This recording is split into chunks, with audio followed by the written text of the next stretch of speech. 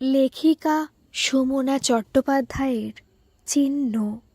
এটি কিন্তু প্রথম পর্ব নয়, সমস্ত পর্বকে একসাথে করে একটি গল্পে রূপান্তরিত করা হয়েছে। তাহলে শুরু করা যাক আজকের গল্প। ড্রেসিং টেবিলের সামনে টুলের ওপর বসে নিজেকে দেখছে দীপান্বিতা সেন। বিয়ের পর সে এখন দীপান্বিতা দে। বরের নাম শুভঙ্কর দে। আয়নায় নিজেকে দেখতে দেখতে বরের কথা মনে আসতেই হাসি পেল দীপান্বিতার। শুভঙ্করের সাথে তার যখন প্রথম আলাপ হয়েছিল সেই দিনটার কথা মনে পড়ছিল দীপান্বিতার। শুভঙ্কর তার মামার বাড়িতে পেইং গেস্ট হিসেবে এসেছিল। দীপান্বিতার মামার বাড়ি বেহালা চৌরাস্তায়। দীপান্বিতার মামা শেখরবাবু তার এক বন্ধুর বিশেষ অনুরোধে শুভঙ্করকে পেইং গেস্ট রাখতে সম্মত হয়েছিলেন। মামার বন্ধু অসিত মামু মামাকে বলেছিলেন, ওরে আমি বলছি তো, তোর কোনো চিন্তা নেই। আসলে কি জানিস তো, ওই ছেলেটার মানে শুভঙ্করের 9টা থেকে অফিস শুরু, বেসরকারি চাকরি, 1 মিনিট দেরি হলেই মাইনে কাটা পড়বে। তাই এখানে থাকার একটা ব্যবস্থা করলে ভালো হয়। ছেলেটার বাপ মা নেই, অনেক স্ট্রাগল করে বনগাঁর ঠাকুরনগরে দূর সম্পর্কের এক পিসির বাড়িতে থেকে মানুষ হয়েছে। আমার বউ তো শুভঙ্করের সেই পিসিরই বড় মেয়ে। সব জানি বলেই তো রাখতে বলছি তোকে। আমি কি বুঝি না বল যে তোর বাড়িতে বড় বড় 2টো মেয়ে আছে। আসলে আমার ফ্ল্যাট খুব ছোট, নইলে আমিই তাকে থাকতে দিতাম। দীপান্বিতার মামার 2তলা বাড়ি, সেই বাড়ির 1তলার একটি ঘরে শুভঙ্করের থাকার ব্যবস্থা হয়েছিল। একটা ঘর আর তার সামনে এক ফালি বারান্দা। শুভঙ্কর সেই বারান্দাতেই জামাকাপড় শুকোতে দিত। গেঞ্জিতে হয়তো ক্লিপ দিতে ভুলে গিয়েছিল শুভঙ্কর, নাকি বৈশাখের দমকা হাওয়ায় সেটা উড়ে এসে বাইরে পড়েছিল, কে জানে। তবে দীপান্বিতার চোখে পড়তেই সে সেটাকে কুড়িয়ে এনে শুভঙ্করের দরজায় কড়া নেড়েছিল। যদিও এখনকার দিনের বাড়িতে কড়া দেখা যায় না, কিন্তু তার মামার পুরনো আমলের বাড়িতে এই রকম ব্যবস্থাই ছিল। শুভঙ্কর তখন অফিসে বেরোনোর জন্য প্রস্তুত হচ্ছিল। কড়া নাড়তেই শুভঙ্কর বেরিয়ে এসেছিল। আপনি হঠাৎ এ সময়ে? হাত তুলে গেঞ্জিটা দেখিয়ে দীপান্বিতা বলেছিল, এটা আপনার তো? শুভঙ্কর তখন দাড়ি কামাচ্ছিল। তার এক হাতে রেজার আর অন্য হাতে তোয়ালেটা কাঁধের ওপর ফেলে শুভঙ্কর বলল, দেখুন তো গেঞ্জির নিচের দিকে লাল কালি দিয়ে চিহ্ন করা আছে কিনা। যদি লাল কালির দাগ থাকে তাহলে ওটা আমার। 2 হাতে টান করে গেঞ্জিটা ধরতেই লাল দাগটা চোখে পড়েছিল দীপান্বিতার। তারপরে দীপান্বিতা গেঞ্জিটা এগিয়ে দিয়েছিল শুভঙ্করের দিকে। হ্যাঁ হ্যাঁ আছে তো, এটা আপনারই, নিন ধরুন। শুভঙ্কর দীপান্বিতার হাত থেকে গেঞ্জিটা নিয়ে বলেছিল, থ্যাংক ইউ দীপু। হি হি করে হেসে উঠেছিল দীপান্বিতা। এ মা, দীপু তো ছেলেদের নাম হয়, আমার নাম তো দীপান্বিতা, ডাকনাম দীপা। দীপার হাসির আওয়াজ শুনে মামি চিৎকার করে উঠেছিল, একটা গেঞ্জি ফেরত দিতে কতক্ষণ লাগে দীপা? ব্যাটা ছেলে দেখলো কি অমনি মেয়ের ঢলানিপনা শুরু হয়ে গেল। বলি, ওগো শুনছো, শিগগির একটা পাত্র দেখো, এই মেয়েকে আমি বেশি দিন ঘরে রাখতে পারবো না। মামি চেঁচাতে দীপান্বিতা শশব্যস্ত হয়ে দৌড়ে পালিয়ে গিয়েছিল। আর তার সাথে সাথেই শুভঙ্করের হাসি মুখে একটা বিষণ্ণতার প্রলেপ পড়েছিল। শুভঙ্কর দেখেছে সুযোগ পেলে দীপান্বিতার মামিমা তাকে বকাবকি করেন। মাথার ওপর বাপ মা যদি না থাকে, পরের বাড়িতে আশ্রিত থাকতে গেলে এভাবেই মাথা নিচু করে থাকতে হয়। সে অভিজ্ঞতা তো শুভঙ্করের নিজেরও আছে। দীপান্বিতা তার সুন্দর টানা টানা চোখে কাজল দিল। চুল আঁচড়ে লম্বা বিনুনি বাঁধল দীপান্বিতা চুল খুব ঘন আর অনেকটা লম্বা। ভ্রু থেকে মাত্র 2 আঙুল দূরত্বেই দীপান্বিতার হেয়ার লাইন শুরু হয়েছে। সিঁথিতে চওড়া করে সিঁদুর দিল দীপান্বিতা। ছেলেবেলা থেকে দীপান্বিতা দেখেছে নতুন বউরা সিঁথিতে এরকম মোটা করে সিঁদুর দেয়। দীপান্বিতা ভাবে সে এভাবেই সিঁথিতে সারা জীবন মোটা করে সিঁদুর দেবে, যতদিন বাঁচবে ততদিন। পাকা চুলে সিঁদুর দিয়ে সে শোবে তার শুভর বুকের ওপর। সিঁদুর লাগিয়ে দেবে শুভর বুকে ইচ্ছে করে। বেশ করবে, দেবে, তাতে কার কি। বিয়ের আগে শেখরবাবুর বাড়ি ছেড়ে দিয়ে বেহালার ম্যান্টনের কাছে একটা ফ্ল্যাট ভাড়া করে চলে এসেছিল শুভঙ্কর। অষ্টমঙ্গলায় বাপের বাড়ি থুরি মামার বাড়িতে জোর খুলতে গিয়েছিল দীপান্বিতা। তখন মামার বাড়ি গিয়ে দীপান্বিতা 2 দিন ছিল। সকালে ঘুম থেকে উঠে শুভ যখন ঘর থেকে বেরিয়েছিল তখন তার গলায় বুকে লেগেছিল সিঁদুরের দাগ। অত খেয়াল করেনি দীপান্বিতা। আসলে সে তো আর শ্বশুর শাশুড়ি বা শ্বশুরবাড়ির কোনো লোকের সঙ্গে থাকে না, তাই এতদিন এসব ছোটোখাটো বিষয় নজরে আসেনি। কিন্তু মামার বাড়ি যাবার পর সুচেতা দীপান্বিতাকে চোখে আঙুল দিয়ে সবটা দেখিয়ে দিয়েছিল। সুচেতা দীপান্বিতার মামাতো বোন। দীপান্বিতার চেয়ে সে 1 বছরের ছোট। তখন কলেজে পড়তো সুচেতা। এখন অবশ্য ইউনিভার্সিটিতে মাস্টার্স করছে। সেই যে বিয়ের পর মামার বাড়ি গিয়েছিল দীপান্বিতা, তারপর তো এই 1 বছরে একবারও যায়নি। ফোন করে, তাও খুব কম। ফোন করে তো আর সুচেতার কথা জিজ্ঞাসা করে না দীপান্বিতা, শুধু ওই মামা মামির শরীরের খবরটুকু নেয়। তখন যদি তারা সুচেতার কথা কিছু বলে, দীপান্বিতা চুপ করে শোনে। বয়সে ছোট হলেও সুচেতার সাংসারিক বুদ্ধি দীপান্বিতার তুলনায় একটু বেশি। আসলে বুদ্ধি দিয়ে দীপান্বিতাকে পরিপক্ক করে তোলার মতো তো কেউ নেই। দীপা সহজ সরল, সংসারের পুঁতি গন্ধময় গলিগুলো তার ভীষণ অচেনা, তাই সে সাবধান হতে পারেনি। আর অসাবধান হলে মাশুল তো দিতেই হবে। আগের রাতের ভালোবাসার সিঁদুরের চিহ্নগুলো গায়ে লেপটে শুভঙ্কর ঘর থেকে বেরোতেই সুচেতা বলেছিল, বাবা দীপা, কি নির্লজ্জ মেয়ে রে তুই। পারিসও বটে তোরা, অন্তত ঘর থেকে বেরোনোর আগে তো পরিষ্কার হয়ে বেরোবি। বাবা চা খেতে খেতে উঠে চলে গেল। খেয়াল করেছিস, তোর জন্য তো আমারই লজ্জায় মাথা কাটা যাচ্ছে। মামিমা বলল, আরে বুঝিস না কেন, দেখাচ্ছে, বুঝেছিস, দেখাচ্ছে। আমার বর আমাকে ভালোবাসে, তোমরা আমাকে কেউ কিছু বলো না, ছি। মামির কথা শেষ না হতে সুচেতা খিলখিল করে হেসে উঠেছিল।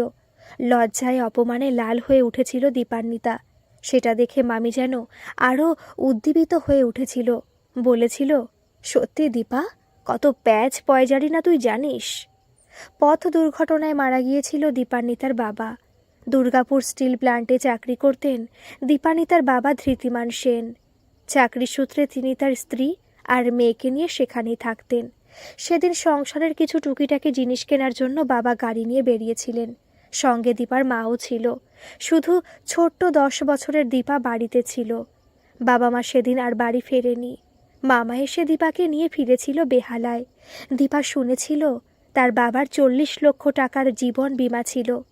অফিস থেকেও নিশ্চয়ই টাকা পেয়েছিল অনেক। এসবই চুপিসারে মামা সরিয়ে ফেলেছিল।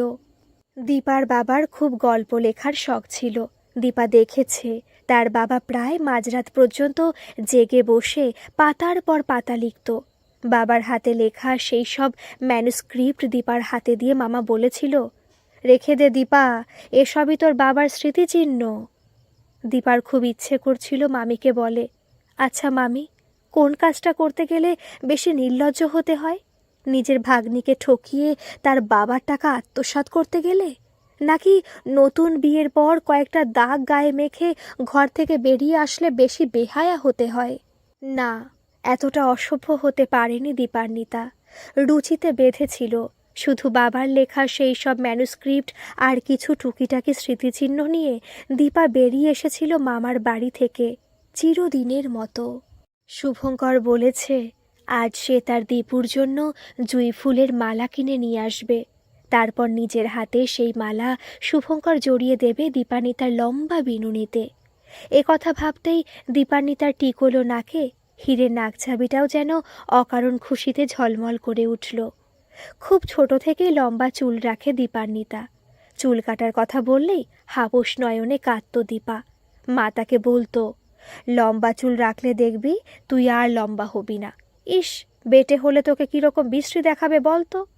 কিন্তু দীপা এত সহজে ভোলার পাত্রী নয়। এরপর যখন মামার বাড়িতে আসতে হলো দীপাকে, তখন মামি তাকে এই নিয়ে কম কথা শুনিয়েছে। 8খানা শ্যাম্পুর পাতা লাগে দীপার, আর তেলের খরচ সে কি কম? মামি নাকি তার তেল আর শ্যাম্পুর যোগান দিতেই ফতুর হয়ে যাবে। মামি বলতো, বুঝি না বাপু, আজকাল মেয়েরা তো চুল ছোট রাখতেই পছন্দ করে। দোতলার বারান্দায় দাঁড়িয়ে চুল শুকাতো দীপা। অফিস যাবার আগে ওপরে একবার তাকিয়ে দেখত শুভঙ্কর। শুভঙ্করের চোখে মুগ্ধতা দৃষ্টি দেখে লজ্জা পেত দীপা। টুপ করে নিজেকে লুকিয়ে ফেলত ভিজে জামা কাপড়ের আড়ালে। শনিবার রাতে অফিস থেকে বনগাঁ চলে যেত শুভঙ্কর, ফিরত রবিবার সন্ধেবেলা। একদিন সন্ধ্যার সময় মামি দীপাকে দোকানে পাঠিয়েছিল। রাস্তায় দেখা হলো শুভঙ্করের সাথে। শুভঙ্কর তাকে ডাকল, এই যে দীপু দেবী, শুনছেন? দীপা ভয় পেয়ে গেল। আপনার সাথে কথা বললে মামি রাগ করবে। শুভঙ্কর বলল, কেন দীপু, আপনি তো কলেজে পড়েন, সেখানে কি কোনো ছেলে নেই? সুচেতা চৌরাস্তায় বিবেকানন্দ ওমেন্স কলেজে ভূগোলে অনার্স নিয়ে ভর্তি হয়েছে, কিন্তু দীপা কমার্স নিয়ে পড়ছে ভবানীপুর এডুকেশন সোসাইটিতে। এই কমার্স নিয়ে পড়ার জন্য কি তাকে কম লড়াই করতে হয়েছে? কিন্তু দীপার বাবার এইটাই স্বপ্ন ছিল যে তার মেয়ে কমার্স নিয়ে লেখাপড়া করবে। আরও অনেক স্বপ্ন ছিল দীপার বাবার। দীপা গান গাইবে, নাচ শিখবে, সেসব কোনো কিছুই তো হয়নি। মামা তো সবই জানে। দীপার বাবা যে তার মামার একসময়ের সবচেয়ে কাছের বন্ধু ছিল। মামা বলেছিল, থাক না, ওর যে বিষয়টা নিয়ে পড়তে মন চায় সেটা নিয়েই পড়ুক। মামির আগে ফোঁস করতে করতে বলেছিল, আমি কিন্তু ওর জন্য কোনো প্রাইভেট টিউটর রাখতে দেব না। মামা বলেছিল, সে কবে ওর জন্য আমাকে কোন খরচটা করতে দিয়েছো তুমি? ও তো নিজে টিউশন পড়িয়ে নিজের হাত খরচ চালায়, সব খরচ তো তোমার মেয়ের জন্য করি। মামি তখন কুটনো কাটছিল, দাঁত খিচিয়ে বলল, মেয়ে আমার একার? বাপের বাড়ি থেকে আমি নিয়ে এসেছি ওকে। তোমার আদরের ভাগ্নি তো হীরের নাকছাবি পড়ে থাকে, তোমার মেয়ের আছে? আড়াল থেকে সব কথা শুনছিল দীপা। মামার অসহায় অবস্থা দেখে তার তখন খুব মায়া লাগছিল। মনে হচ্ছিল নাকছাবিটা খুলে দিয়ে দেয় মামির হাতে, কিন্তু পারেনি। এটা তার মা পড়ে থাকতো। নাকছাবিটা দেখলেই দীপার মনে হয় মায়ের নিঃশ্বাসের স্পর্শ ওতে লেগে আছে। মামা বলেছিল, কেন মিথ্যে অভিযোগ করছো? আমি বলিনি তোমাকে গড়িয়ে দেব? ভালো করে মনে করে দেখো, এখনো বলছি। চাই না আমার। তাই কি? আসলে তোমার দাবি হলো দীপার থেকে কেড়ে নিয়ে তোমাকে দিতে হবে। আর শোনো, সবই তো নিয়েছি, ওই গয়নাগুলো আমি নিতে পারবো না। বোনের বিয়ের সময় বাবা অল্প গয়না দিয়েছিলেন, ওগুলো বেশিরভাগ ধৃতিমা নিজে গড়িয়ে দিয়েছিল। কি হলো দীপু দেবী, চুপ করে গেলেন যে? আমাকে দেবী বলছেন কেন? আমার কি অনেক বয়স হয়ে গেছে? বয়সের সাথে কি আছে? মেয়ে মানেই হলো দেবী, আর মায়ের মতোই কেয়ারিং। তাই কি? মনে মনে বলল দীপা। তাহলে মামি আমার সাথে এত নিষ্ঠুর আচরণ করে কি করে? মুখে বলল, দেখুন শুভঙ্কর বাবু, আপনার সাথে এত কথা বলে সময় নষ্ট করলে আমার চলবে না। আমার কোনো প্রাইভেট টিউটর নেই, নিজে নিজেই সব পড়া করতে হয়। আমার মামা সায়েন্স নিয়ে পড়েছেন, আর আমি কমার্সের ছাত্রী, তাই মামার কাছ থেকেও আমি কোনো সাহায্য পাই না। আমার তো ভয় হচ্ছে যে আমি হয়তো পাশ করতেই পারবো না। শুভঙ্কর লাফিয়ে উঠেছিল, তাই নাকি? আপনি কমার্স নিয়ে পড়ছেন? বলেন তো, আমি আপনাকে হেল্প করতে পারি। দীপা অসহায়ভাবে মাথা নেড়েছিল, আমি বলতে পারবো না, মামি কিছুতেই মানবে না। বলেই এক ছুটে দীপা সিঁড়ি দিয়ে উঠে চলে গিয়েছিল। সুচেতা বারান্দায় দাঁড়িয়ে সবটা দেখছিল। দীপা যে গল্প করতে করতে আসছে শুভঙ্করের সাথে, সেটা দেখে মায়ের কাছে লাগানি ভাঙানি করতে ছুটেছিল। মা মা, জানো তো, আমি নিজের চোখে দেখলাম দীপা ওই শুভঙ্কর বাবুর সাথে রাস্তা দিয়ে গল্প করতে করতে আসছে। তাই তো বলি, এমনিতে নড়ে বসতে চায় না, আজ হঠাৎ ও দোকানে যাবার জন্য এত উসখুস করছিল কেন? দীপা ঢোক গিলে বলেছিল, আমি তো যেতে চাইনি, তুই যাবি না বললি। মামি বলল মামা লাইব্রেরি থেকে এসে চা খেতে চাইবে, ঘরে একটুও চিনি নেই, তাই তো আমি বললাম। সুচেতা মুখ ভেঙচে বলল, তাই তুমি বললে দোকান থেকে চিনি নিয়ে ফেরার সময় তুমি শুভঙ্কর বাবুকেও রাস্তা চিনিয়ে বাড়িতে নিয়ে আসবে? মামি বলল, খুব মুখে মুখে তর্ক করতে শিখেছিস তো। চিনি নেই তো কি হয়েছে? সংসারে কোনো জিনিস এমন হঠাৎ ফুরিয়ে যেতেই পারে। তোর মামাকেই আমি আবার পাঠাতাম, তোকে ওস্তাদি করে যেতে কে বলেছে? আবার নিজের সপক্ষে কথা সাজাচ্ছিস। এক চড়ে তোমার সব কটা দাঁত ফেলে দেব আমি। সুচেতার কথা ভাবলে আশ্চর্য লাগে দীপার। কি নেই ওর? সুচেতা লেখাপড়ায় ভালো, দেখতে সুন্দরী, মাথার ওপর বাবা মা আছে, তারপরেও সুচেতা কেন যে এত হিংসে করে দীপাকে? হিংসে থেকেই তো দীপাকে সব সময় এত অপদস্থ করতে চায় সুচেতা। অষ্টমঙ্গলা করে মামার বাড়ি থেকে ফিরে আসার পর এই কথাটাই দীপা শুভঙ্করকে জিজ্ঞাসা করেছিল। শুভঙ্করের বুকে মাথা রেখে দীপা বলেছিল, সুচেতা যে কেন সবসময় এত বিধিয়ে কথা কেন বলে আমাকে, কিসের জন্য যে ও আমাকে এত হিংসে করে, সেই ছোট থেকেই দেখছি জানো। দীপা রাতে শোবার আগে পারফিউম ব্যবহার করে। শুভঙ্কর নিজেই পছন্দ করে এনে দিয়েছে পারফিউমটা, খুব মিষ্টি গন্ধ।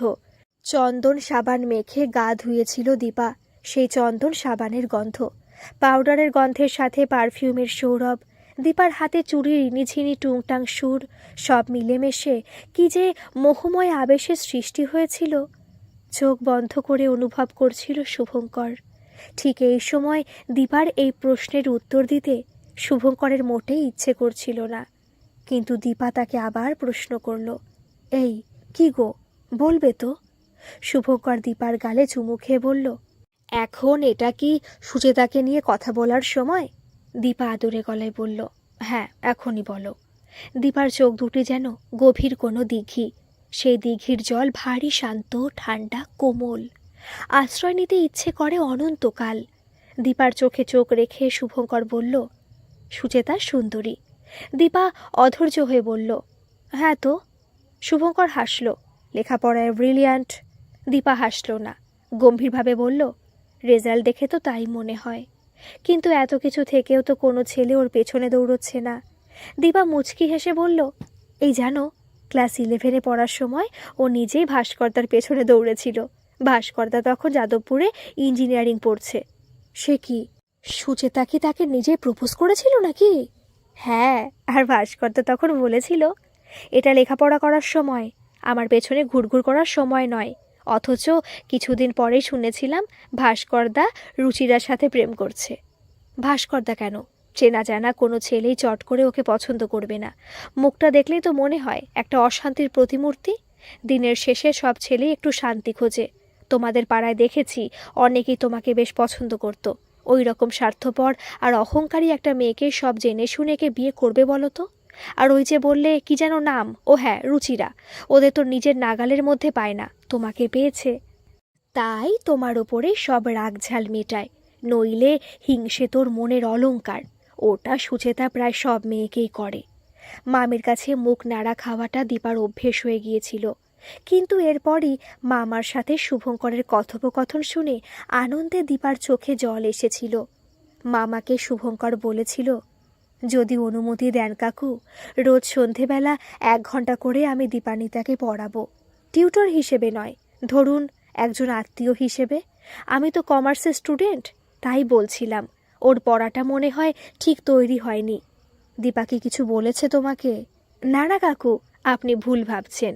এই আজ সন্ধেবেলা ওকে রাস্তায় দেখে দুটো কথা বলতে গিয়েছিলাম, তো দীপা আমাকে বলল তার পড়া কিছুই তৈরি হয়নি, তাই গল্প করার সময় নেই।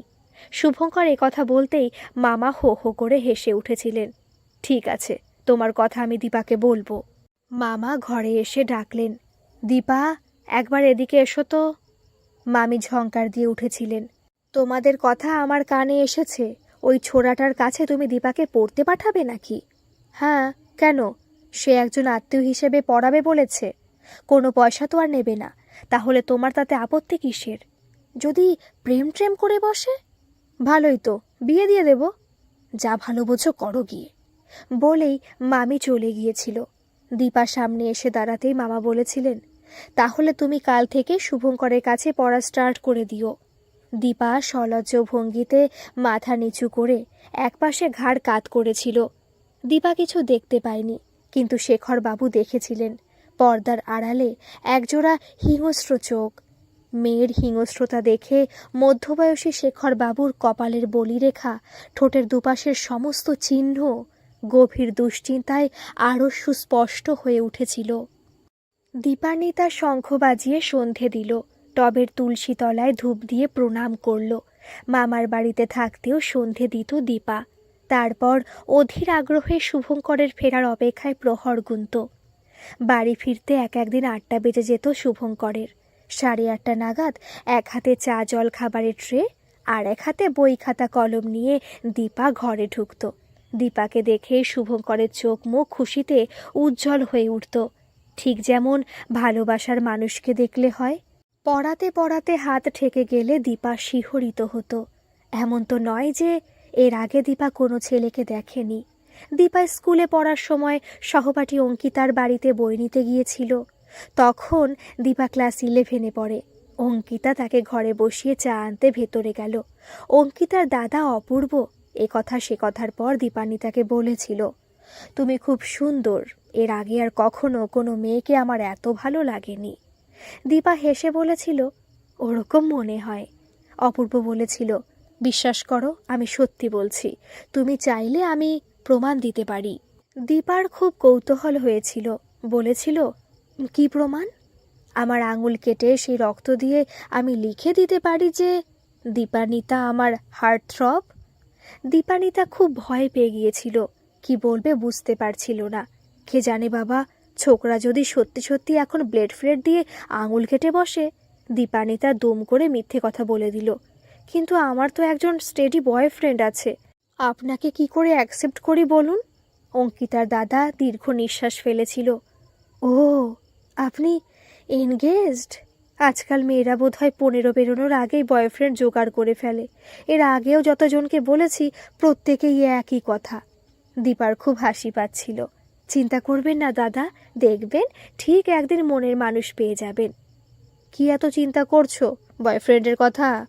পড়তে বসে অন্যমনস্ক হতেই শুভঙ্কর দীপাকে প্রশ্ন করেছিল। কথাটা শুনে দীপার খুব অভিমান হয়েছিল। আমার কোনো বয়ফ্রেন্ড নেই। আপনার নিশ্চয়ই আছে, বিশেষ কোনো বান্ধবী, আর সেটাই আমার ঘাড়ে লাগিয়ে দিচ্ছেন।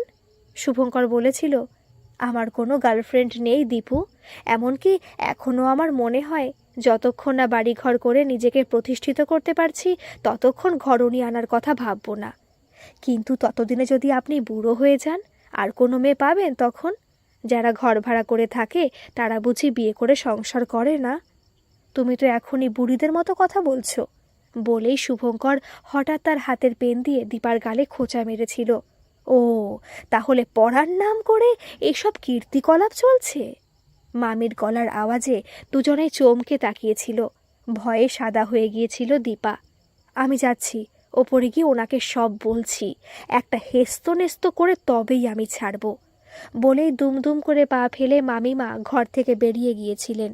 শেখরবাবু শুভঙ্করকে ডেকে পাঠিয়েছিলেন, সেই সঙ্গে অসিত মামুকেও ফোন করে ডেকেছিলেন, যেন গর্হিত কোনো অপরাধ করে ফেলেছে সেই রকম মুখভঙ্গি করেই অপরাধীর মতো ওদের সামনে মাথা নিচু করে শুভঙ্কর বসেছিল।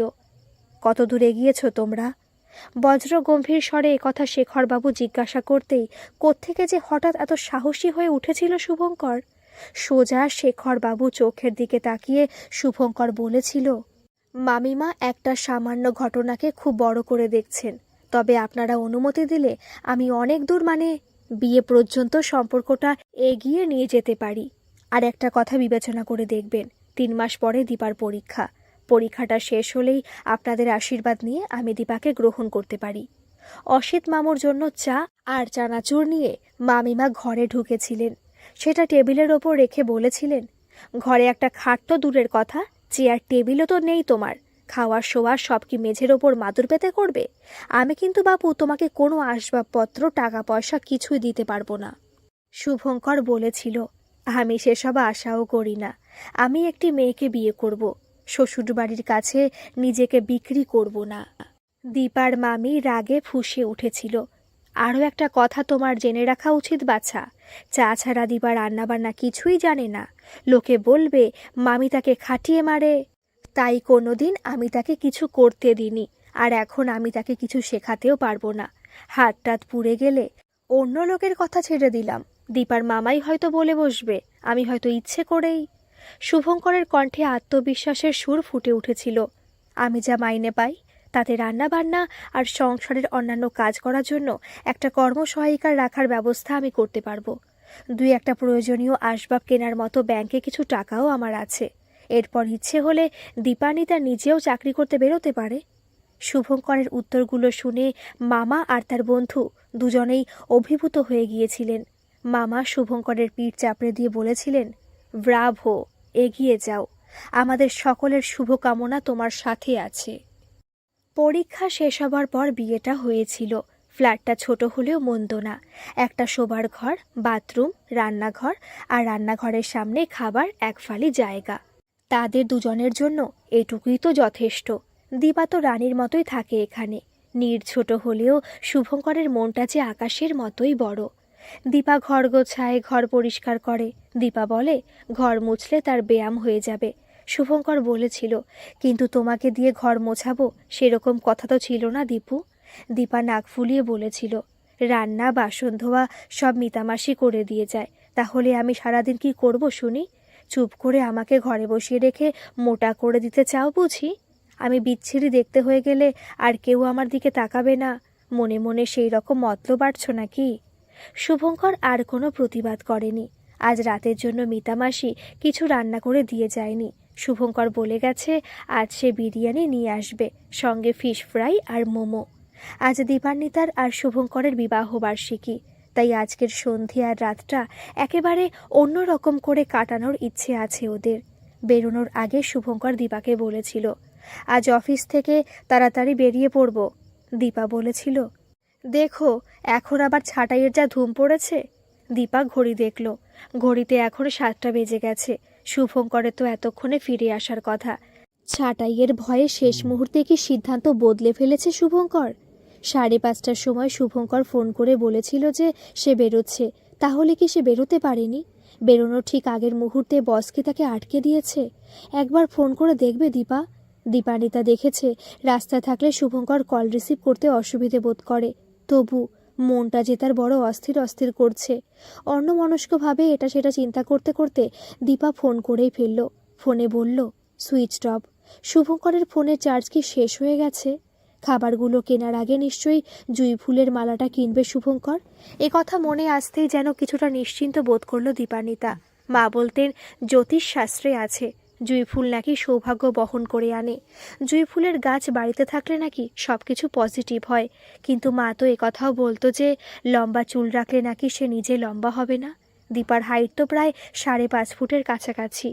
শুভঙ্করের অফিসের সহকর্মী সুদীপ্তা মিত্রর ফোন নাম্বারটা দীপার ফোনে সেভ করা আছে, ওনাকে ফোন করে দেখবে নাকি একবার। পলাশ গুপ্তের ফোন নাম্বারটাও আছে। কাকে ফোন করবে দীপান্বিতা? এখন ফাল্গুন মাসের শেষ, হালকা একটা ঠান্ডা ভাব এখনও আছে, তবু অসহ্য গরমে হঠাৎই হাঁসফাঁস করে উঠল দীপান্বিতা।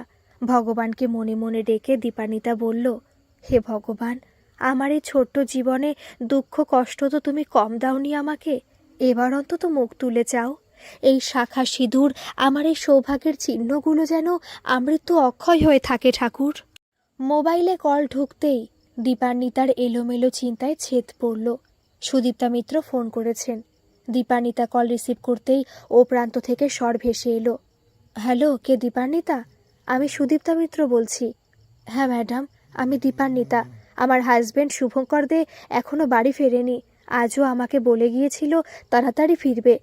আমি তোমার বাড়িতে যাচ্ছি দীপান্বিতা, তুমি রেডি হয়ে থেকো, তোমাকে আমার সাথে একটু বেরোতে হবে। কি হয়েছে ম্যাডাম, উনি ঠিক আছেন তো? একটু প্রবলেম হয়েছে দীপান্বিতা, তুমি প্যানিক করো না, আমরা সবাই আছি তোমার সাথে। আমি মাঝেরহাট ব্রিজের কাছে আছি, এখনই পৌঁছে যাব তোমার বাড়িতে। ওখানে গিয়ে সব বলবো। এখন ছাড়ছি কেমন? ফোনটা কেটে গেল। ভদ্রমহিলা কিছুই বললেন না তাকে। কি হয়েছে শুভঙ্করের? কোথায় আছে সে? একবার কি কল ব্যাক করবে দীপান্বিতা? দীপার ঠিক সাহস হলো না। দীপা শুভঙ্করের কাছে শুনেছে ভদ্রমহিলা নাকি বেশ অহংকারী। তাহলে কি পলাশ গুপ্তকে ফোন করে জিজ্ঞাসা করবে কি হয়েছে? ভাবতে ভাবতে দীপান্বিতা তার ফ্ল্যাটে জানলা দিয়ে দেখল একটা ট্যাক্সি তার ফ্ল্যাটের দিকেই আসছে। তাড়াতাড়ি ফ্ল্যাটে চাবি দিয়ে বেরিয়ে এলো দীপান্বিতা। ট্যাক্সির দরজা খুলে নামার আগেই সুদীপ্তা মিত্র দেখলেন দীপান্বিতা এসে দাঁড়িয়েছে ট্যাক্সির সামনে। সুদীপ্তা মিত্র বললেন, উঠে এসো দীপান্বিতা। ট্যাক্সিতে উঠে বসে দীপা বলল, আপনি আমাকে সব খুলে বলুন ম্যাডাম, আমি যে আর ধৈর্য ধরতে পারছি না। মাথা ঠান্ডা করো দীপান্বিতা, কাম ডাউন। একটা ছোটোখাটো অ্যাক্সিডেন্ট হয়েছে, শুভঙ্কর বাবু পায়ে একটু চোট পেয়েছেন। কাঁপা কাঁপা গলায় দীপা বলল, ও এখন কোথায় ম্যাডাম? সুদীপ্তা মিত্র বললেন, আমাকে দিদি বলো দীপান্বিতা, ম্যাডাম বললে কেমন অস্বস্তি হচ্ছে আমার। আমরা কোথায় যাচ্ছি দিদি? SSKM hospital. অ্যাক্সিডেন্টের পর পুলিশ শুভঙ্করকে ওখানেই ভর্তি করেছে। বুদ্ধি করে অফিসের নাম বলেছে শুভঙ্কর। পলাশবাবু হসপিটালের সঙ্গে সঙ্গে চলে গেছেন। আমি ম্যানেজার বাবুকে বললাম মিসেস দীপান্বিতাকে বাড়ি থেকে নিয়ে এসে আমিও হাসপাতালেই থাকব। দীপা অনুভব করলো তার হাত দুটো বরফের মতো ঠান্ডা হয়ে গেছে, অথচ তার যেন মনে হলো বুকের মধ্যে লু বইছে। বাবা মা চলে যাবার পর থেকে ঘুমের মধ্যে একটা স্বপ্ন প্রায় দেখে দীপান্বিতা। অনেক উঁচু থেকে সে যেন পড়ে যাচ্ছে, আর কিছুতেই খুঁজে পাচ্ছে না এক টুকরো মাটি যেখানে সে তার পা দুটো রেখে স্থির হয়ে দাঁড়াতে পারে। আজ ট্যাক্সির ভেতরে বসে নিজেকে তার ঠিক সেই রকম ভারসাম্যহীন মনে হচ্ছিল। সুদীপ্তা মিত্র দীপার পিঠের ওপর হাত রাখলেন। একটু জল খাবে দীপা? দীপা মাথা নাড়ালো। দীপার মনে হলো এখন জল খেলেই তার বমি হতে পারে। ট্যাক্সি হসপিটালের সামনে আসতেই সুদীপ্তা ড্রাইভারকে উদ্দেশ্য করে বলল, তরুণ, তুমি এখন যেতে পারো, দরকার পড়লে আমি তোমায় ফোন করে ডেকে নেব। তরুণ বলল, না দিদি, আমি এখানেই অপেক্ষা করছি। আপনাকে রোজ অফিসে দিয়ে আসা নিয়ে আসা করি, আপনাকে না নিয়ে আমি এখান থেকে কোথাও যাচ্ছি না। তাছাড়া কোনো দরকারও তো পড়তে পারে। হাসপাতালে এলে যত লোকজন থাকে ততই সুবিধে। সুদীপ্তা আর কথা না বাড়িয়ে দীপাকে নিয়ে হাসপাতালে ঢুকে গেল। রিসেপশনে গিয়ে বসতেই পলাশগুপ্ত সামনে এসে দাঁড়ালো। শুভঙ্করদার পায়ের পাতা দুটো বাসের চাকায় একেবারে থেতলে গেছে ম্যাডাম। দীপার মনে হলো তার চোখে যেন কেউ এক মুঠো লঙ্কার গুঁড়ো ছুঁড়ে দিল। দীপার গলা দিয়ে কেমন একটা অদ্ভুত শব্দ বেরোতেই সুদীপ্তা তার একটা হাত শক্ত করে চেপে ধরে সান্ত্বনা দেবার চেষ্টা করল। এখন ড্রেসিং করে দেবে, তবে অপারেশন হয়তো কাল সকালে করবে বলে শুভঙ্করের ব্যাগটা পলাশ দীপার দিকে এগিয়ে দিতেই সুদীপ্তা হাত বাড়িয়ে ব্যাগটা নিল। দীপা ব্যাগের ভেতর থেকে বিরিয়ানির গন্ধ পেল, বিরিয়ানির মিঠে আতরের গন্ধ, তার সাথে হাসপাতালের ফিনাইলের গন্ধ মিলেমিশে এক হয়ে একটা কটু গন্ধ দীপার নাকে প্রবেশ করতেই তার গা গুলিয়ে উঠল। দীপার মনে হলো গন্ধটা যেন তার শ্বাসনালী দিয়ে ঢুকে সারাশির মতো চেপে বসতে চাইছে। নিজেকে আর সামলাতে পারল না দীপা, এবার তাকে বমি করতেই হবে। মুখে হাতে চাপা দিয়ে বাথরুমের দিকে দীপা চলে গেল। সুদীপ্তা পলাশগুপ্তর দিকে কটমট করে তাকালো। ব্যাগটা কি পরে দেওয়া যেত না? পলাশ কণ্ঠস্বর স্বাভাবিক করার চেষ্টা করল। না মানে আমি ভাবলাম। কি ভাবলেন? ব্যাগটা ফেরত দিয়ে আমাদের এখানে এই অবস্থা রেখে বাড়ি ফিরে যাবেন? পলাশগুপ্ত একটু অপ্রস্তুত হলো। না মানে।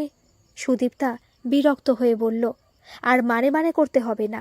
তারপর ব্যাগটা খুলে খাবারের প্যাকেটটা বের করে বলল, এই গন্ধটা ভীষণ ইরিটেটিং লাগছে। আপনি একটা কাজ করুন পলাশবাবু, আপনাকে আমি একটা ট্যাক্সি নম্বর দিয়ে দিচ্ছি, এই হাসপাতালের সামনে আপনি পেয়ে যাবেন। ড্রাইভারের নাম হলো তরুণ। আপনি তরুণকে এই খাবারের প্যাকেটটা দিয়ে বলবেন সুদীপ্তা দিদি পাঠিয়ে দিয়েছে। আপনি ওকে এটা খেয়ে নিতে বলবেন। সেই সন্ধ্যে থেকে আমাকে নিয়ে ঘুরছে, কখন বাড়ি ফিরবো তারও তো কোনো নিশ্চয়তা নেই। পলাশ প্যাকেটটা নিয়ে বাইরে এলো। বিরিয়ানির গন্ধ সে আগেও পেয়েছিল। পলাশের হঠাৎ একটা কথা খেয়াল হলো, আচ্ছা, গত বছর এই ফাল্গুন মাসেই তো বিয়ে করেছিল শুভঙ্করদা, তার মানে আজ কি ওদের বিবাহ বার্ষিকী ছিল? ব্যাগের মধ্যে যেন একটা ফুলের মালাও ছিল।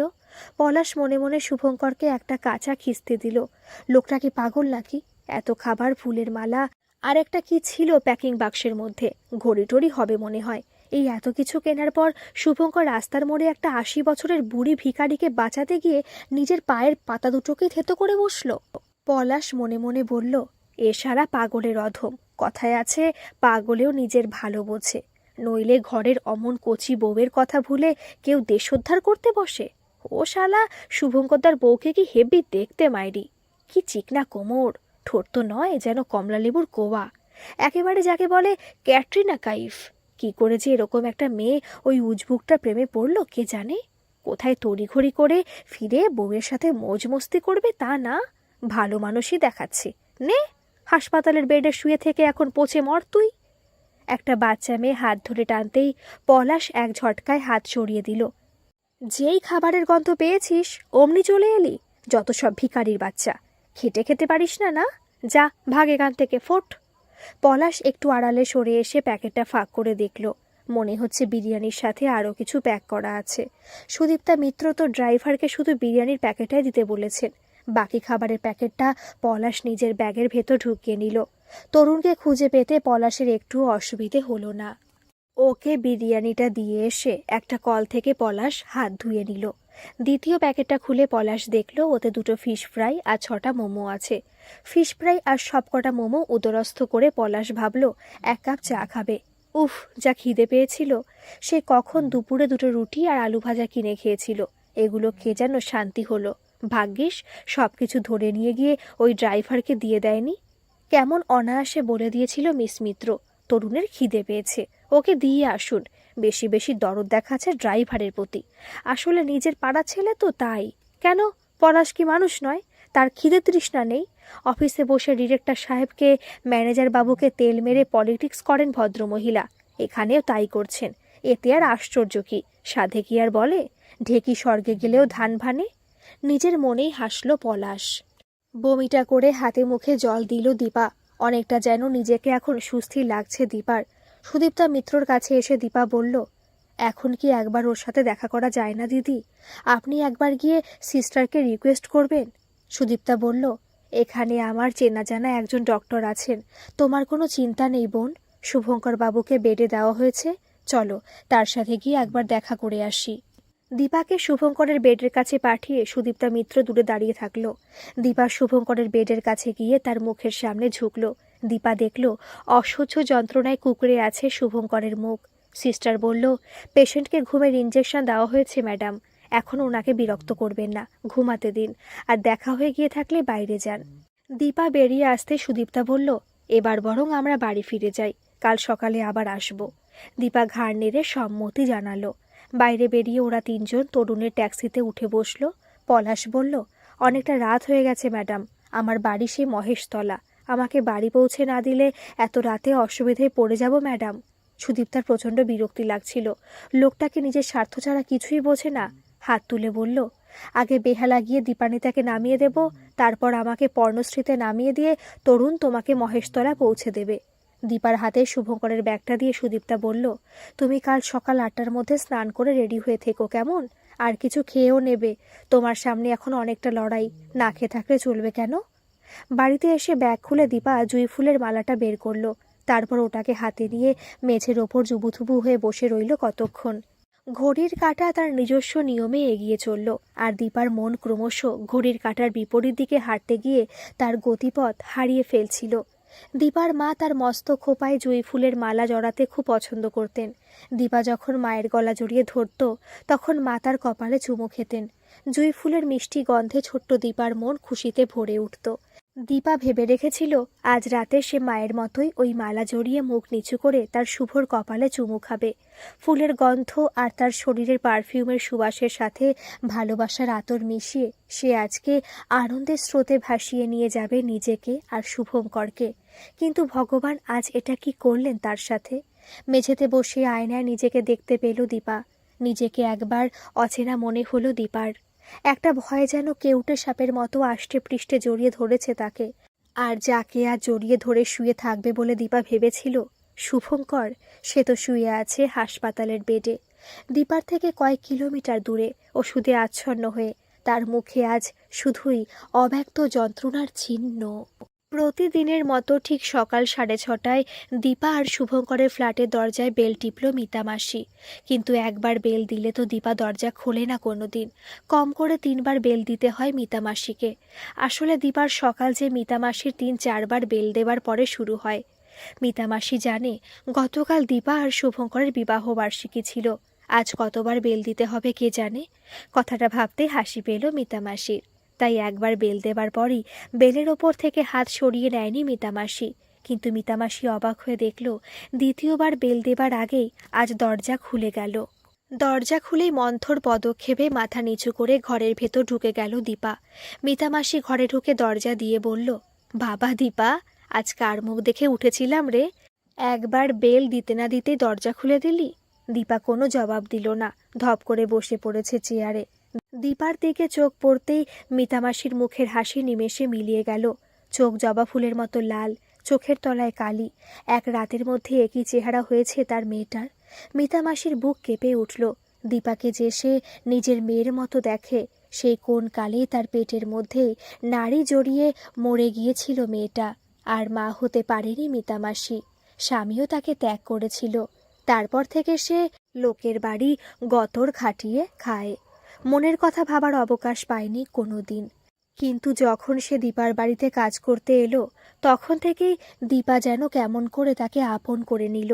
দীপার বর তো তাকে রাখতেই চায়নি। প্রথম দিন কাজ করতে এসে মিতামাসি দীপার বরের গলার আওয়াজ পেয়েছিল, দীপা এই মাসিকে দিয়ে রান্নার কাজ করানো যাবে না গো। দীপা জিজ্ঞাসা করেছিল, কেন? আমার তো খুব ভালো লেগেছে, ঠিক মায়ের মতো। এই জানো, মাসিমা না আমাকে সব রান্না শিখিয়ে দেবেন বলেছেন।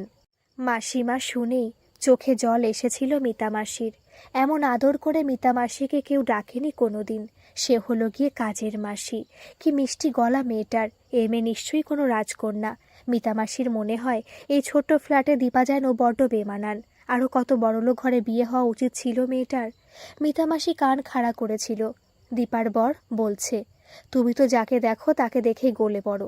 দীপা হি হি করে হেসে উঠেছিল। তার মানে আমার কোনো চয়েস নেই বলছো?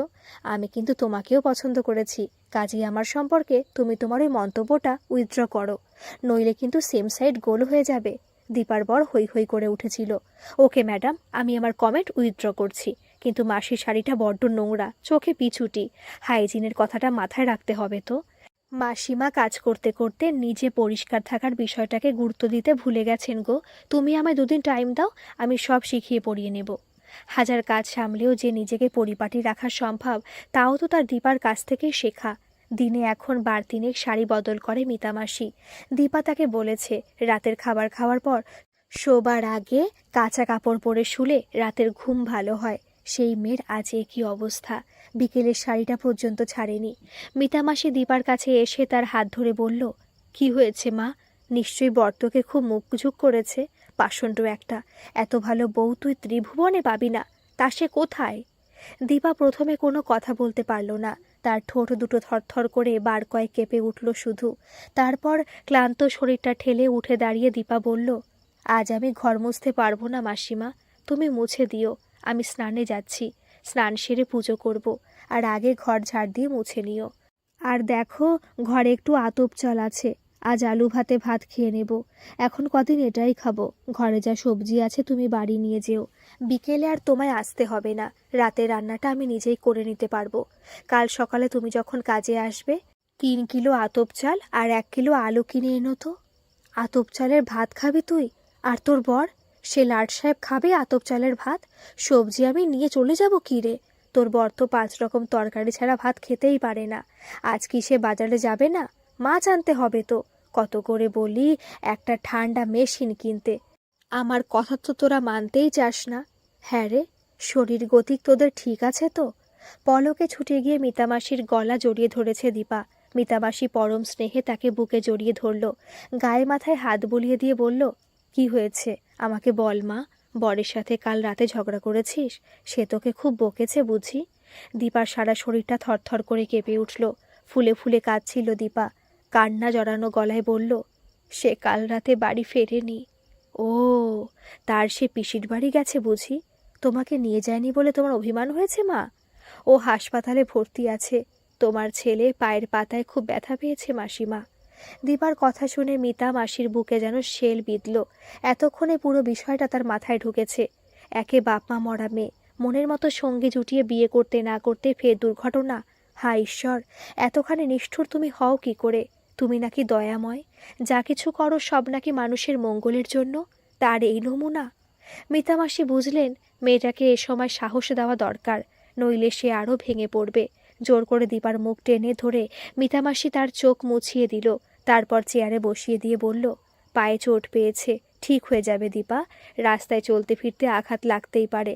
ডাক্তারবাবুরা তাদের সাধ্যমতো নিশ্চয়ই চিকিৎসা করবেন। তারপর আমরা মা মেয়ে দুজন মিলে সেবা যত্ন করে তাকে একেবারে সুস্থ করে তুলব। দেখিস তুই, শুধু কটা দিন তোকে একটু ধৈর্য ধরতে হবে মা। যা মা, স্নান করে পুজোটা সেরে ফেল, আমি ভাত চাপিয়ে দিই গে। দীপা তবু চুপ করে বসে থাকে। মিতামাসি তার পিঠে হাত বুলিয়ে দিয়ে বলে, সব ঠিক হয়ে যাবে। দেখিস তুই, তোরা তো আর এমন কোনো পাপ করিসনি যে ভগবান মুখ তুলে চাইবেন না। দীপা আস্তে আস্তে উঠে বাথরুমে গিয়ে শাওয়ার খুলে দাঁড়িয়ে থাকে। দীপার চুল বেয়ে, শাড়ির আঁচল আর কুচি বেয়ে অঝোর ধারায় জল পড়তে থাকে। রাত জাগা শরীরের বিষণ্ণ ক্লান্তি শোষণ করার কতটা ক্ষমতা আছে জলের, দীপা বুঝতে পারে না। দীপা আজ কত কিছু দেখেছে। রাত শেষ হয়ে কেমন করে সকাল হয় আজ দেখেছে দীপা। শেষ রাতের অন্ধকার মিলিয়ে যাবার আগে পাখির ডাক শুনেছে। কোকিলের গলার স্বর কাকের মতোই আজ অতটা কর্কশ লেগেছে দীপার। আলাদা করতে পারেনি। দীপা আজ তার নিজের সম্পর্কে মানুষের মতামত শুনেছে। একটু আগে মিতামাসি তাকে বলেছে সে তেমন কোনো অন্যায় করেনি কারো সাথে, অথচ মিতামাসি আসার একটু আগে দীপা শুনেছে সে পাপিষ্ঠা। সকাল 6টা নাগাদ মামাকে ফোন করেছিল দীপা। মামা টয়লেটে গিয়েছিল। ফোন ধরেছিল সুচেতা। দীপা সুচেতাকে অ্যাক্সিডেন্টের খবরটা দিল। শুনে সুচেতা বলল, এরকমটা যে হবে সে তো জানা কথা। যে বাড়িতে থেকে মানুষ হলি সেই বাড়িতে বিয়ের পর আসাই বন্ধ করে দিলি। নিজের শিকড় যারা ভুলে যায় তাদের এরকমই হয়। পাপ, বুঝলি, পাপ। ওপরওয়ালার কাছে হিসেব তো দিতেই হবে। দীপা স্তব্ধ হয়ে শুনেছিল ওর সব কথা। স্নান করে বেরিয়ে দীপা ডালে ফোড়ন দেবার গন্ধ পেল। তার যেন মনে হলো কুমড়ো আলুর তরকারিও করেছেন মাসিমা। দীপা মুখ বাড়িয়ে বলল, এসব কি হচ্ছে মাসিমা? মিতামাসি বলল, যা হচ্ছে একদম ঠিক হচ্ছে। আমি সেদ্ধ চালের ভাতই করেছি, সঙ্গে ডাল, আলু ভাতে আর কুমড়োর তরকারি করেছি। তোর বর্ণা ফেরা পর্যন্ত রাতে আমি এখানেই থাকবো। এই রাত 9টার মধ্যে আমি চলে আসব। তারপর রুটি আর বেগুন ভাজা করব। দুধ আমি নিয়ে আসবো, 1 গ্লাস দুধ খাবি। আমি কোনো কথা শুনতে চাই না। খুব বর্ষোয়াগী হয়েছ তুমি। বরের শরীর খারাপ আর উনি নাওয়া খাওয়া ঘুম সব ছেড়ে দিয়ে বিভাগী হলেন। বরের সোহাগ তুমি দেখেছ, এবার মায়ের শাসন দেখবে। আমার কথার অবাধ্য হলে আমি কিন্তু তোকে ধরে মেরেও দিতে পারি। পুজো করে উঠতে দীপা দেখল সুদীপ্তাদি ফোন করেছেন। আমি 8:30টায় আসছে দীপা, আর 40 মিনিট পর তুমি রেডি হয়ে থেকো। তোমাকে হাসপাতালে নামিয়ে দিয়ে আমি অফিস চলে যাব। সারাদিন থেকো, তারপর সন্ধ্যের সময় তোমাকে ওখান থেকে তুলে নেব। দীপা ভয়ে ভয়ে বলল, টাকা পয়সা কি আমি কিছু? ওসব নিয়ে তোমাকে ভাবতে হবে না দীপা। অফিস থেকেই সব দায়িত্ব নেওয়া হচ্ছে। আর শুভঙ্কর হয়তো 3-4 মাস কাজেও আসতে পারবে না, কিন্তু ওর মাইনেটা তুমি অবশ্যই পাবে। তারপর যে কোনো পরিস্থিতিতে তোমার কথা সবসময় আমাদের অথরিটির মাথায় আছে। এটা প্রাইভেট কনসার্ন হলেও কোনো চিন্তা নেই তোমার। এখানে প্রত্যেকটা বিষয় মানবিকতার সাথে বিবেচনা করা হয়। খেতে বসে দীপাকে ভাত নিয়ে নাড়াচাড়া করতে দেখে মিতামাসি বলল, দাঁড়া দীপা, আমি তোকে ভাত মেখে খাইয়ে দিচ্ছি। সেই কোন ছোটবেলায় দীপাকে ভাত মেখে খাইয়ে দিত মা, আর কেউ কখনো তাকে খাইয়ে দেয়নি, চুল আঁচড়ে বেঁধে দেয়নি। মিতামাসি আজ তাকে ঠিক মায়ের মতো ভাত মেখে নাড়ু পাকিয়ে পাকিয়ে খাইয়ে দিচ্ছিল। সস্নেহে তার পিঠে হাত রেখে মায়ের মতো করে যেন বলল, আজ নিরামিষ খেয়ে নাও দীপা, কাল আমি বাজার থেকে মাছ নিয়ে আসব। কাল তোমায় মাছ খেতেই হবে, ভালো না লাগলেও খেতে হবে। কাল একাদশী তো মা, তাই সধবা মানুষদের একটু মাছ মুখে ছোঁয়াতেই হয়। এই কয়েকটা ঘন্টার মধ্যে দীপা দেখল এই সমাজে তার চেনা এই ক্ষুদ্র পরিসরটুকুর মধ্যে কত রকম চিহ্নই না ছড়িয়ে ছিটিয়ে আছে। ভালোবাসার, নিষ্ঠুরতার, দায়িত্ববোধের, মানবতার, মনুষ্যত্ববোধ থেকে শুরু করে আপন মানুষের কদর্যতার, সর্বোপরি অনাত্মীয় এই বৃদ্ধার স্নেহশীল কর্তব্য পরায়ণতার কথা তার মনে দাগ কেটে থাকবে চিরকালের মতো। ট্যাক্সিতে উঠে বসে সুদীপ্তা মিত্র তার মোবাইলের স্ক্রিনে চোখ রেখে খুটখাট করতে লাগলেন। আর দীপার চোখ সারাক্ষণ রইল জানালার বাইরে। ব্যস্ত অফিস যাত্রী, স্কুলের পথে বাচ্চাদের কিচিরমিচির, রাস্তার ধারে স্টলগুলি থেকে খাবার কেনার হিড়িক, সব কিছুই রোজের মতো একরকম। শুধু দীপার দিনটা আজ একদম আলাদা। কলেজে পড়ার সময় বাসে যখন জানলার ধারে সিট পেত দীপা, তখন যা দেখেছে আজও তাই দেখল। তবু যেন কেমন অন্যরকম লাগলো সব কিছু। দীপার দেখার চোখই আলাদা হয়ে গেছে। একটা বিখ্যাত সিনেমা হলের সামনে সুপারহিট হিন্দি ছবির সুন্দরী নায়িকার খোলামেলা ছবির পোস্টার দেখল দীপা। এগুলো আগে দেখলে দীপা মনে মনে উল্লসিত হয়ে উঠত। আজ হলো না। পরিবর্তে দীপার দু চোখ আকৃষ্ট হলো একটু দূরে বসে থাকা দুটি উলঙ্গ শিশুর দিকে। শিশু দুটির মাও আছে তাদের সাথে। যুবতী ভিখারিনীর পোশাকও খোলামেলা, ছেঁড়া শাড়ি আর ব্লাউজের দরুন শরীর যত্রতত্র উন্মুক্ত। জ্যামে আটকে পড়েছে ট্যাক্সি। দীপা খুঁটিয়ে লক্ষ্য করতে করতে উত্তেজিত হয়ে জানলার বাইরে তার মুখ বাড়িয়ে দিয়েছে। সুদীপ্তা মিত্র হঠাৎ ধমকে উঠলেন, আহ দীপা, বিপদ ঘটাবে নাকি? হাত মুখ ভেতরে ঢুকিয়ে ঠিক হয়ে বসো।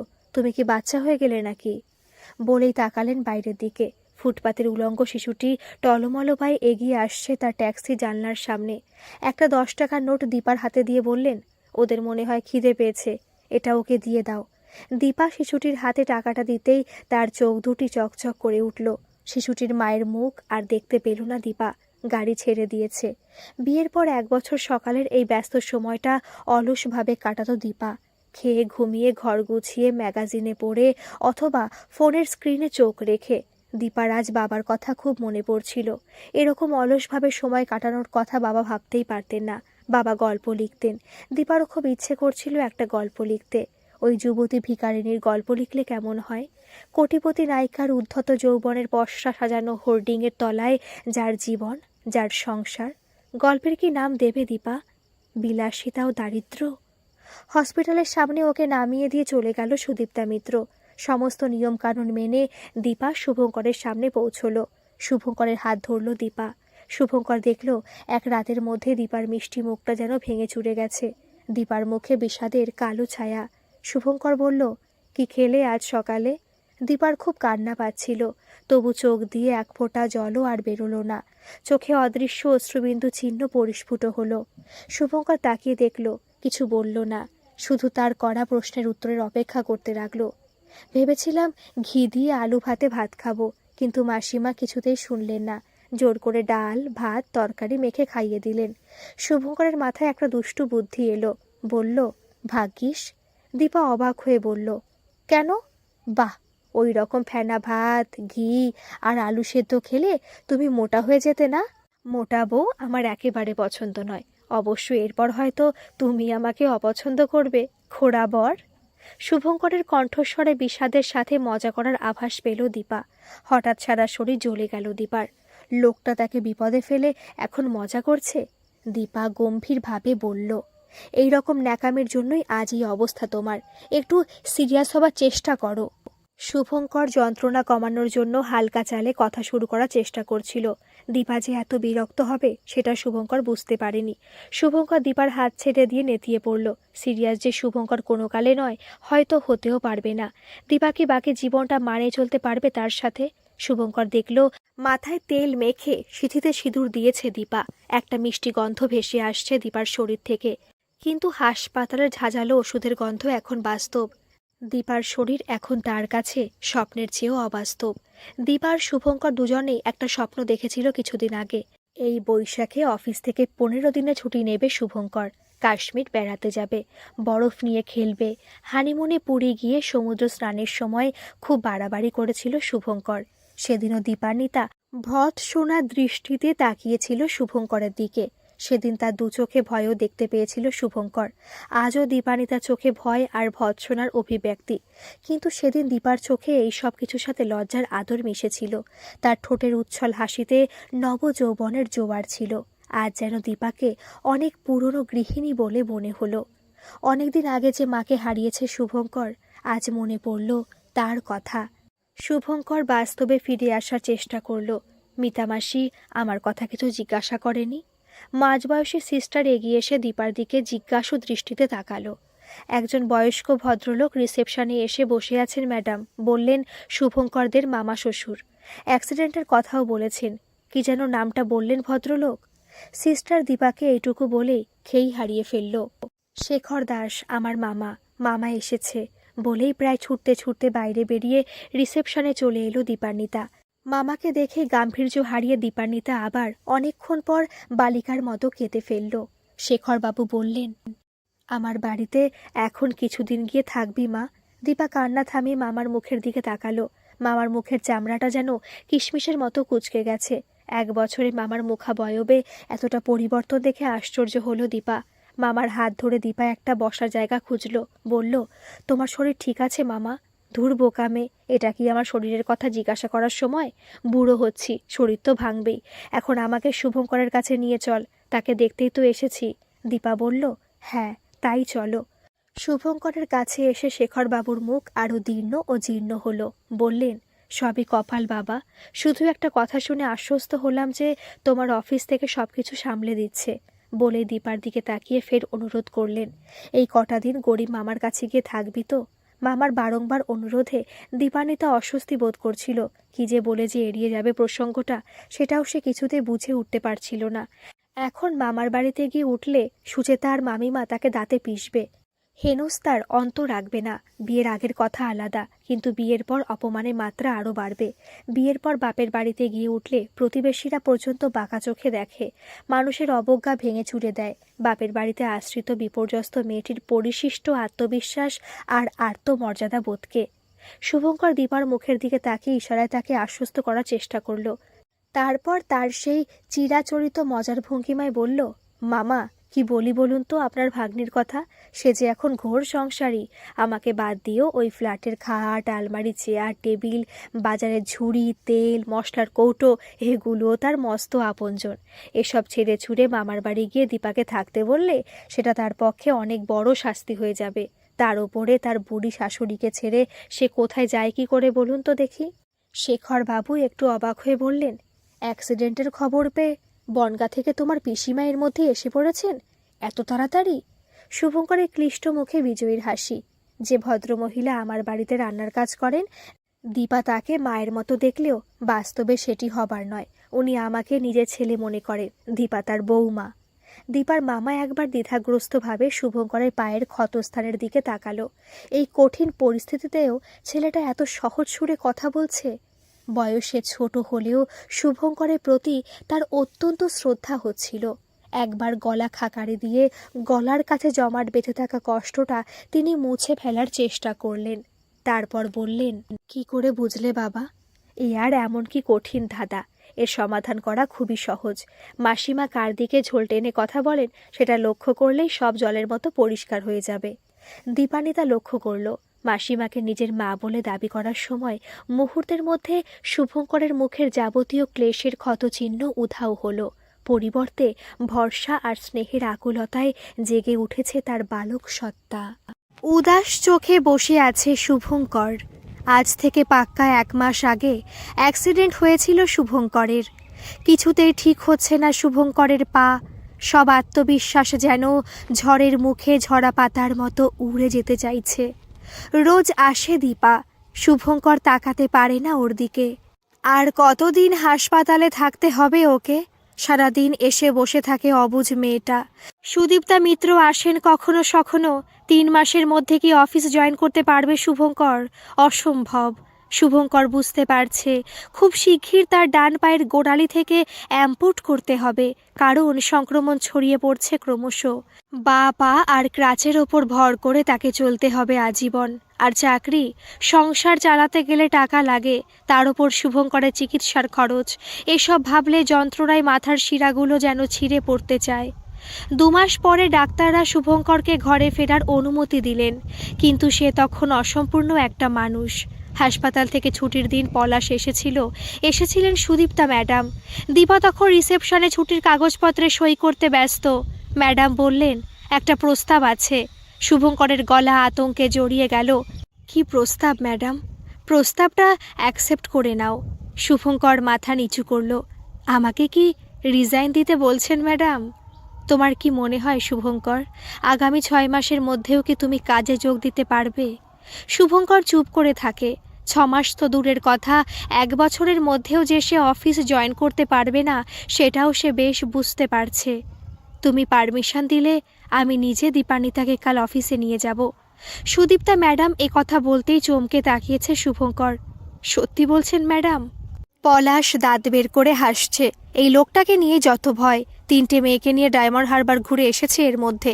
চমৎকার কথা বলে মেয়েদের ফাঁদে ফেলতে পারে পলাশ, কিন্তু দীপার ওপর ভরসা করাই যায়। ছোটবেলায় মা বাবাকে হারিয়েছে সে। দীপার মনোবল, বিচার বুদ্ধি নিশ্চয়ই ওই 3টে মেয়ের তুলনায় বেশিই হবে।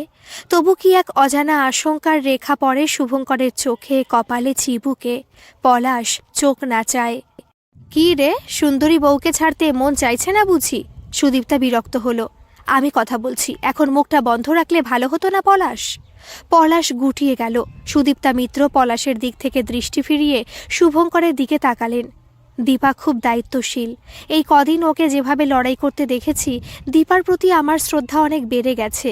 দীপা আমাকে বলেছে সে বিকম পাশ করেছে। আমার বিশ্বাস অ্যাকাউন্টসের কাজ সে ভালোই সামলে নিতে পারবে। শুভঙ্কর দেখল দীপা আর মামাবাবু এদিকেই আসছে। শুভঙ্কর বলল, দীপাকে কিছু বলেছেন ম্যাডাম? কবে থেকে যেতে হবে ওকে?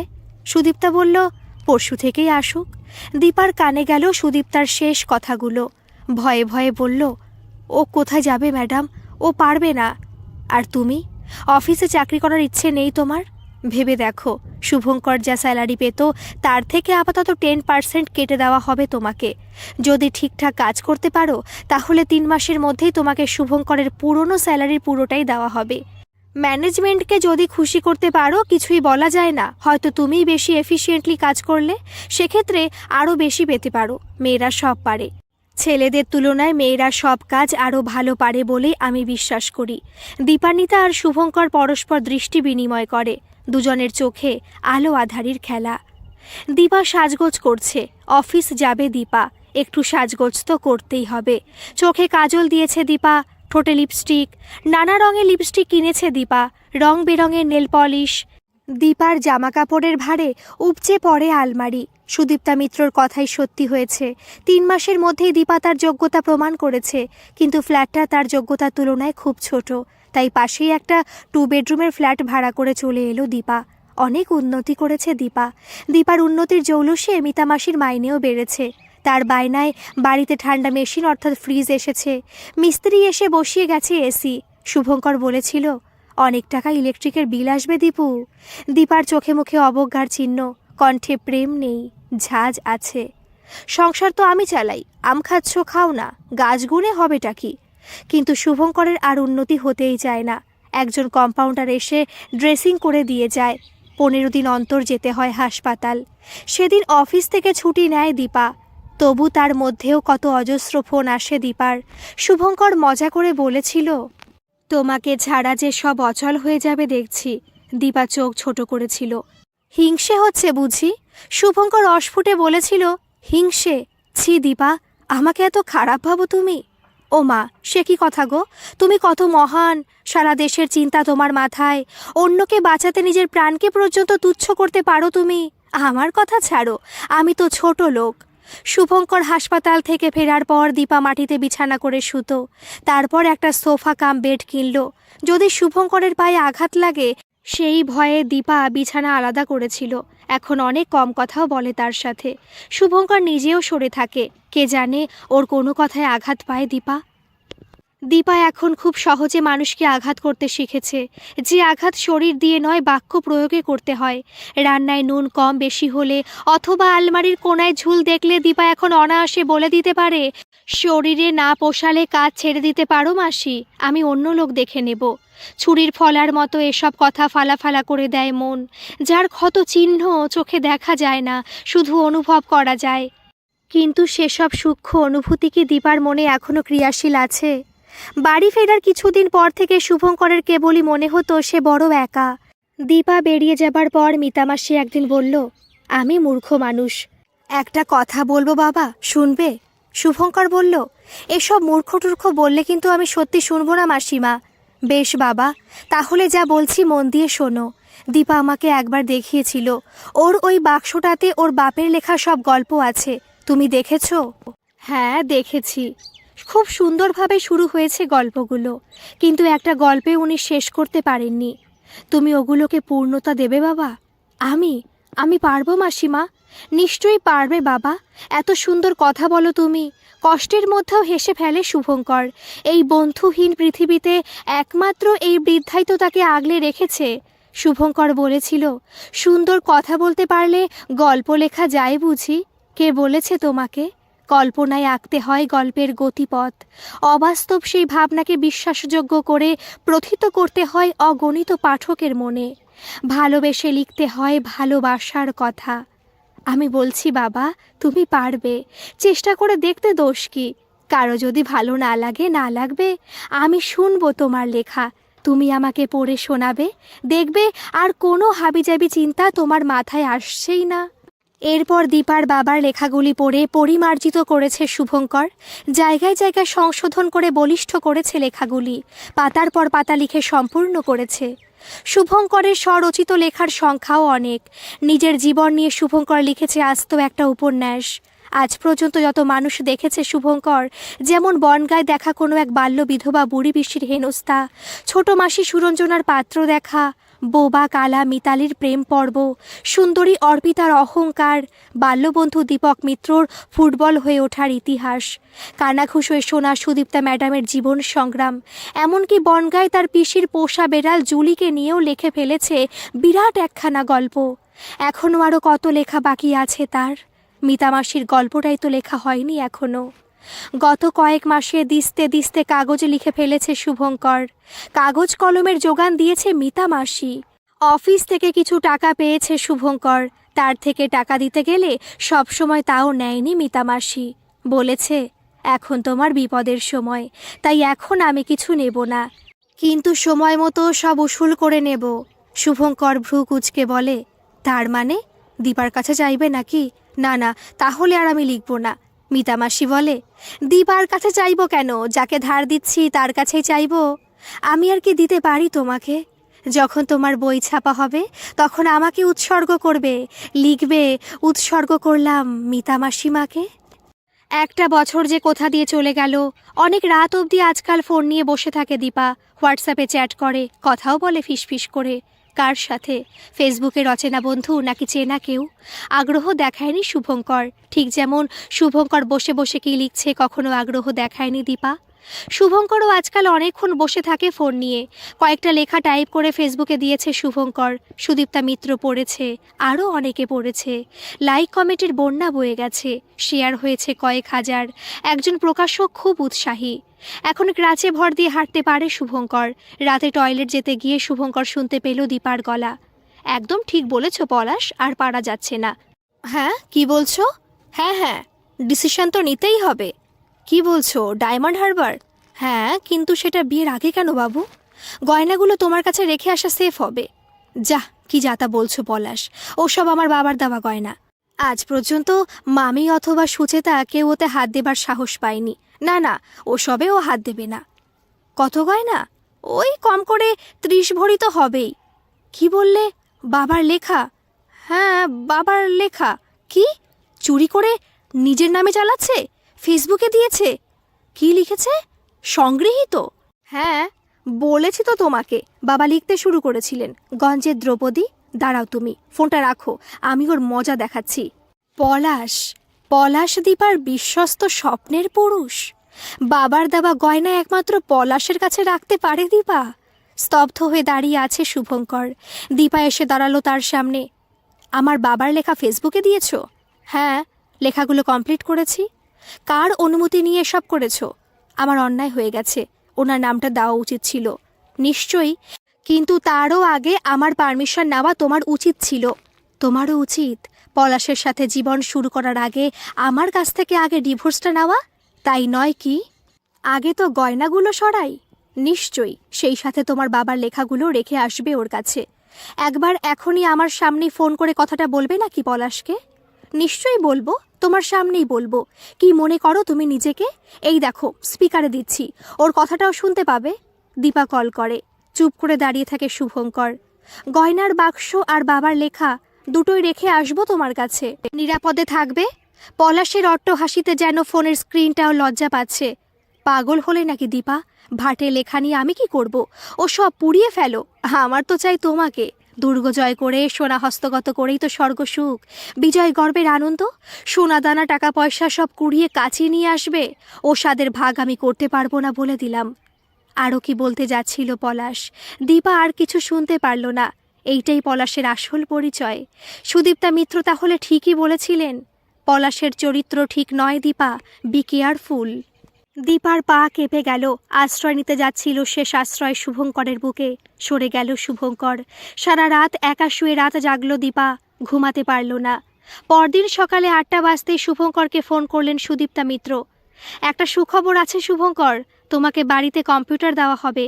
ম্যানেজার বাবু সিদ্ধান্ত নিয়েছেন তুমি ওয়ার্ক ফ্রম হোম করবে। কি, রাজি তো? আর পলাশকে স্যাক করা হবে। একটু পরে ম্যানেজার বাবু তোমাকে অফিসিয়ালি সব জানাবেন। সুদীপ্তা মিত্র ফোন ডিসকানেক্ট করতেই দীপান্বিতা এসে দাঁড়ালো শুভঙ্করের সামনে। কাজ ফিরে পেয়েছো, সুস্থ হয়েছো অনেকটা। লেখক হিসেবে নাম হয়েছে তোমার, বই বেরোবে। তাছাড়া মিতামাসিমা আছে। আমি এবার যাই শুভ।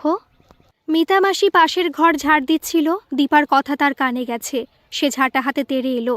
কি বলছিস পোড়ারমুখী? স্বামীকে ছেড়ে কোথায় যাবে তুমি? দীপা ছুটতে গিয়ে জড়িয়ে ধরেছে মিতা মাসিকে। আমি অন্যায় করেছি মাসিমা, নিজের স্বামীর চেয়ে অন্য একটা লোককে বেশি বিশ্বাস করেছি আমি ঘৃণার অযোগ্য, আমাকে উনি আর গ্রহণ করতে পারবেন না। এভাবে প্রত্যাখ্যাত হয়ে আমি এখানে থাকতে পারবো না মাসিমা, আমার চলে যাওয়া উচিত। মিতা মাসি বলল, তাহলে তোর মামার কাছে গিয়ে কদিন থাক, আমার ছেলে তোকে আবার বিয়ে করে এই বাড়িতে নিয়ে আসবে। একদিন হয়ে গেল বিছানা আলাদা করেছিস, আবার নতুন করে ফুলসজ্জার খাট সাজাতে হবে। শুভঙ্কর বলল, এবার কিন্তু টিভির ধারাবাহিকের মতো হয়ে যাচ্ছে মাসিমা, ওখানে এই রকম 2-3 বার বিয়ে হয়। দীপা একরাশ অভিমান নিয়ে সরে দাঁড়ালো। আমি একলা আলাদা ফ্ল্যাট ভাড়া করে থাকব, কোনো ট্র্যাজিক উপন্যাসের নায়িকার মতো গুমড়ে মরব না, মহাসুখে থাকব, একাকিত্ব উপভোগ করব। মিতা মাসি বলল, আর একটা কথা বললে না, মেরে আমি তোমার মাথার ভূত ছাড়িয়ে দেব। তুমি এখানেই থাকবে। ঠিক 10 মাস পর হাসপাতালে অপেক্ষমান শুভঙ্কর দে। দীপার মামার বাড়ি থেকে মামা মামি এমনকি সুচেতাও এসেছে তার বরকে সাথে করে। 2 মাস আগেই মামা সুচেতার বিয়ে দিয়েছেন। প্রত্যেকের চোখে মুখে উৎকণ্ঠা আর খুশির চিহ্নগুলো অবলীলায় সহাবস্থান করছে। অবশেষে প্রতীক্ষার অবসান ঘটল এক সময়ে। উদীয়মান লেখক শুভঙ্করকে তার পাঠক প্রকাশক থেকে শুরু করে অফিসের সহকর্মীরা, বনগার পিস্তুত ভাইরা বোনেরা কংগ্রাচুলেশনস পাঠিয়েছে। অসংখ্য শুভেচ্ছা বার্তার নোটিফিকেশনে ভরে গেছে ফেসবুক আর হোয়াটসঅ্যাপ। কিছুক্ষণ আগে ছোট্ট একটা প্রাণ দীপান্বিতার শরীর থেকে বেরিয়ে পৃথিবীর আলো দেখেছে। শুভঙ্কর আর দীপান্বিতার ভালোবাসার স্মারক। জন্মের আগে যার নাম ঠিক করে ফেলেছিল ওরা, ছেলে হলে সমন্বয় আর মেয়ে হলে সমন্বিতা। মিতা মাসি 2 দিনের নাতনিকে কোলে নিয়ে বলল, খুব কঠিন নাম, সহজে একটা ডাকনাম আমি ভেবে রেখেছি দীপা। কি গো মাসিমা? সীমা। দীপা আর শুভঙ্কর পরস্পরের দিকে তাকালো। তাদের চোখের ইশারায়, মুখের রেখার সাংকেতিক ভাষায় আজ শুধুই সীমাহীন খুশি আর মানসিক পরিতৃপ্তির চিত্র। গল্পটি যদি ভালো লাগে প্লিজ একটা সাবস্ক্রাইব করে দেবেন, আর গল্পটি কেমন লাগলো একটা কমেন্ট করে কিন্তু অবশ্যই জানাবেন। ধন্যবাদ।